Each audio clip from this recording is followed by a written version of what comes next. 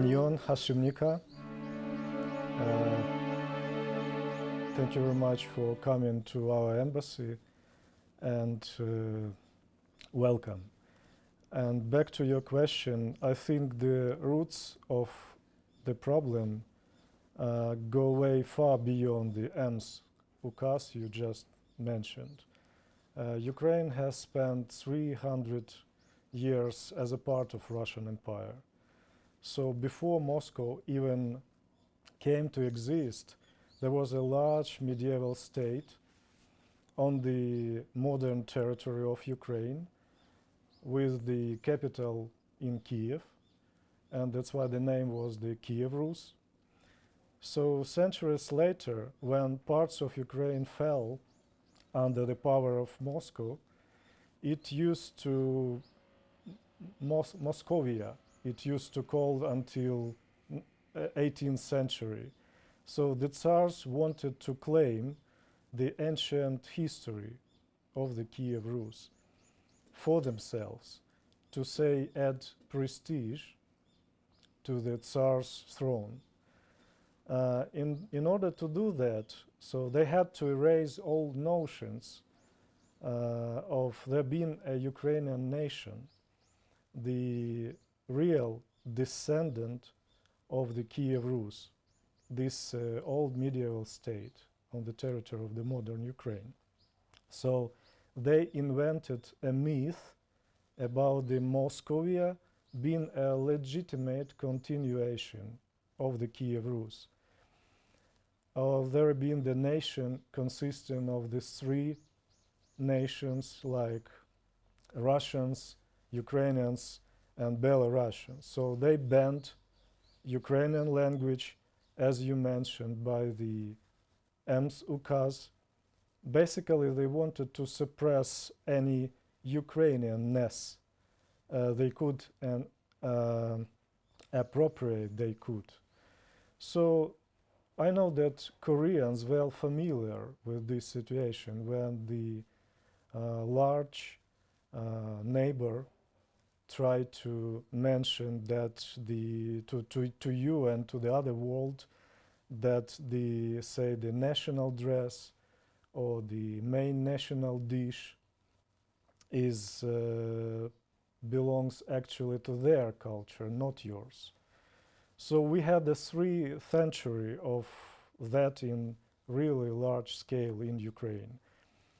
So that the Ukrainian language and the Ukrainian culture survived those centuries of suppression only confirms that the vitality of our culture and separateness of our nation. So, as you said, that so what we see now as partially a continuation of the so-called struggle of Russia for their own identity on the cost of our identity. In the prevention, things like the NATO or security, that's also notwithstanding. We can see 2 countries which now is going to be the NATO members, like the Finland and Sweden, and it's okay with Russia. So if they admit that Ukraine is a separate nation, they would have to lose all claims, our history and heritage. So that would be a huge historical crisis for them, and that will lose an important part of national mythology in Moscovia, in Russia. So it's no coincidence when among the first things the Russian troops do when they invade Ukrainian territory, so they try to impose the so-called Russian world in Ukraine, means trying to destroy museums, to burn Ukrainian historical books, or any other books in Ukrainian language, or change the road maps from Ukrainian to Russian, or to change the school programs to Russian. So they kidnap and kill anyone who declare themselves as the Ukrainian patriot. So they actually have the list of people they need to eliminate. And this is the clear-cut name for such an action in the international law as a genocide.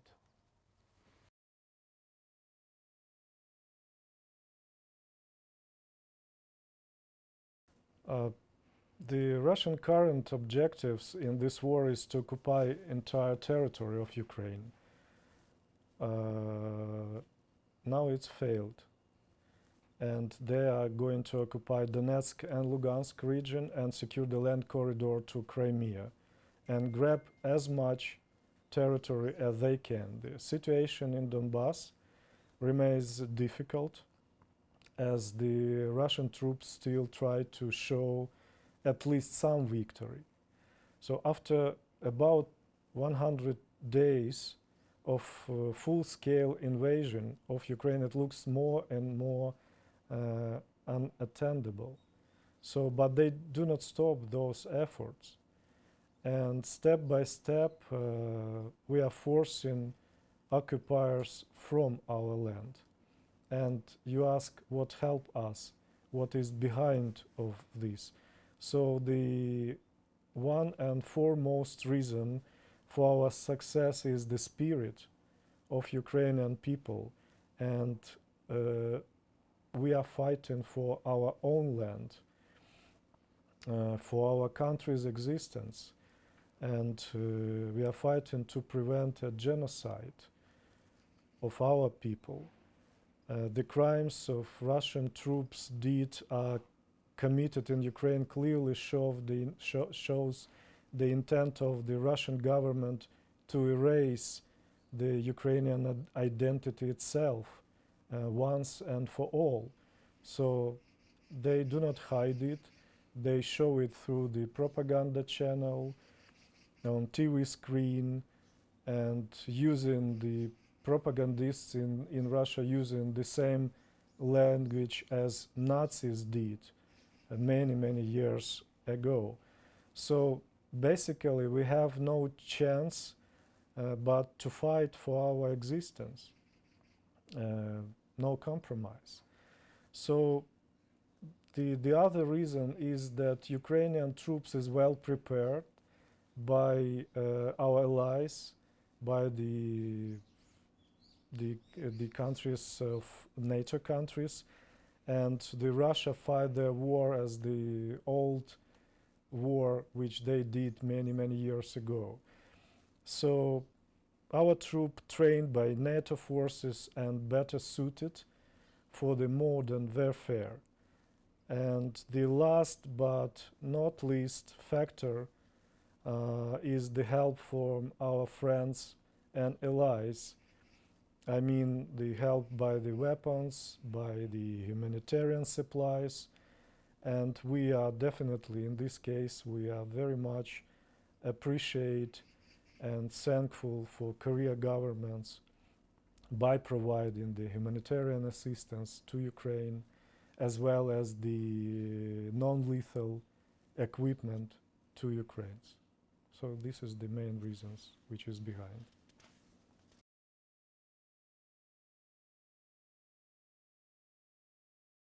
As you said, definitely our two countries has had the similar situation in the past when the foreign troops invaded and we are gathering to fight for our freedom, for our land, for our existence. And preservation of Ukrainian language, as I told, and Ukrainian culture is vital for Ukrainian people.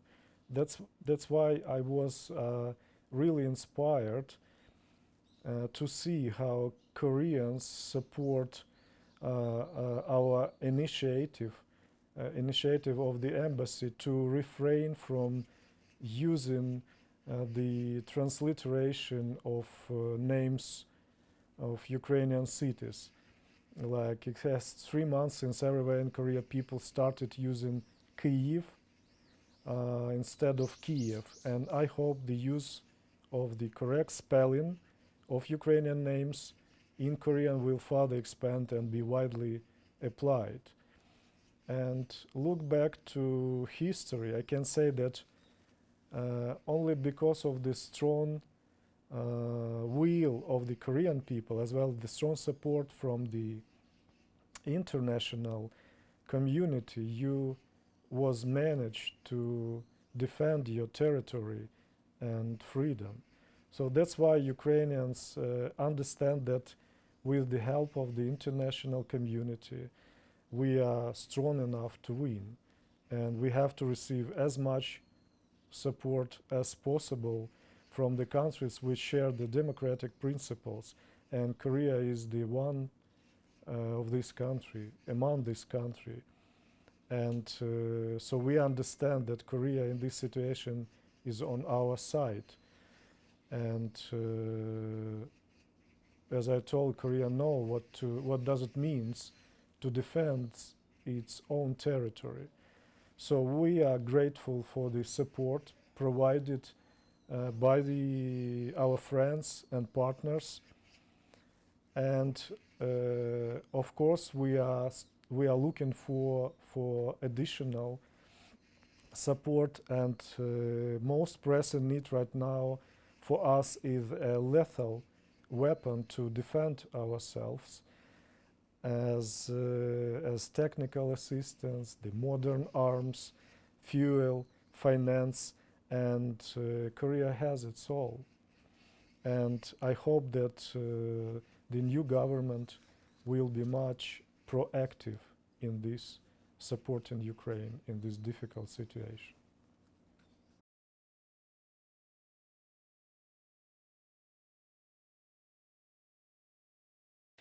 Actually, so far the Korean government allowed Ukrainian citizens residing in Korea to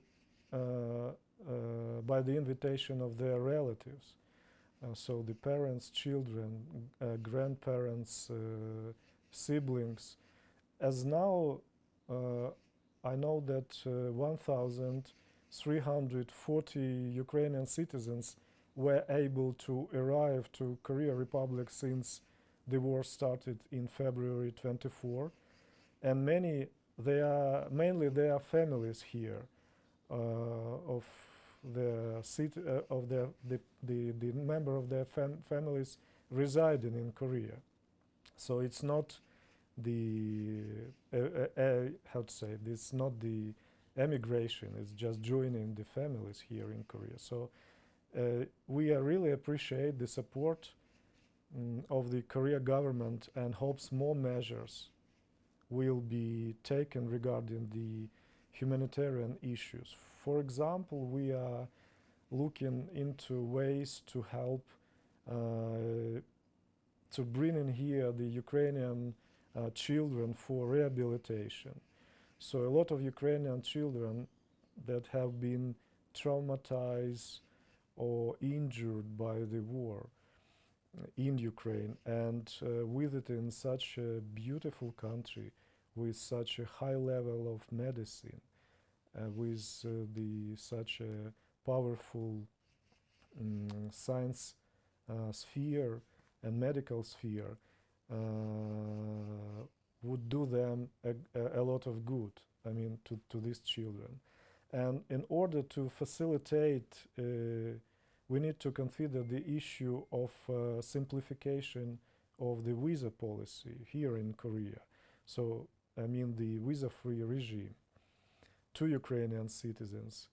And we know that started from 2006, Korean nationals have visa-free regime visiting Ukraine. So no visa to Korean citizens when they are entering Ukraine. But we still have the visa-free regime with Korea. So we are asking the Korea government to make a step forward and to provide Ukrainian citizens with the opportunity of visa-free regime entering Ukraine especially in such a difficult time for our country.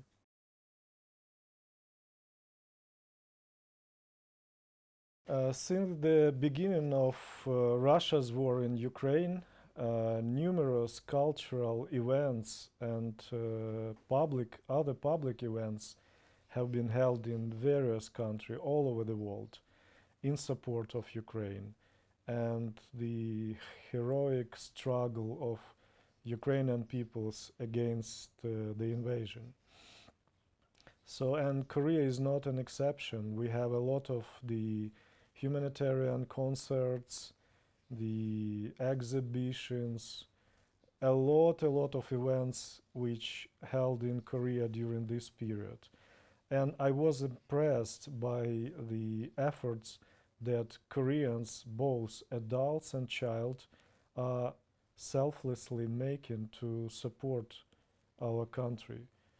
And I was also proud to see the active role of Ukrainian community here in Korea, which unitedly began drawing attention of Korean society to the events in our country, in our homeland.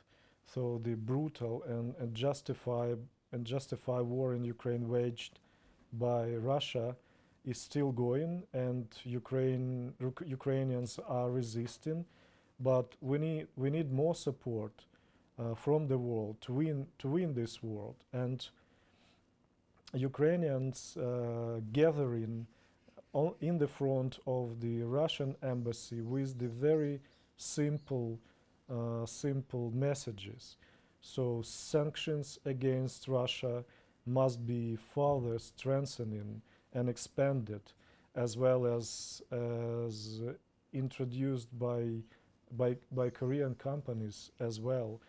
And the world has to stop buying Russian commodities, namely and most notably the oil and gas, which continue to finance Kremlin's war against Ukraine. So the other measures should to be introduced, like withdrawal of the private business from Russia, the banning of the Russia propaganda channels, ending Russian influence in political diplomacy, the sport, the culture.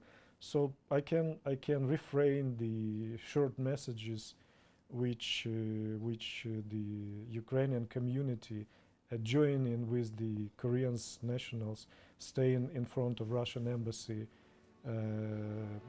saying this is the arm Ukraine now, stop business with Russia, Putin is a war criminal, and save our heroes. So this is very simple messages which you have to know.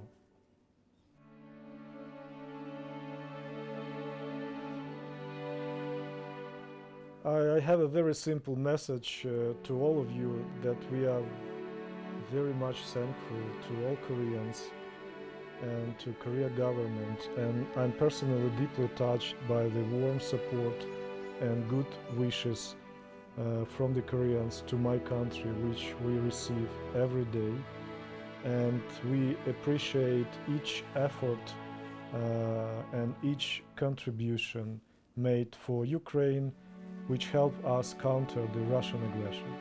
Thank you very much. 감사합니다. Слава Україні! Героям слава!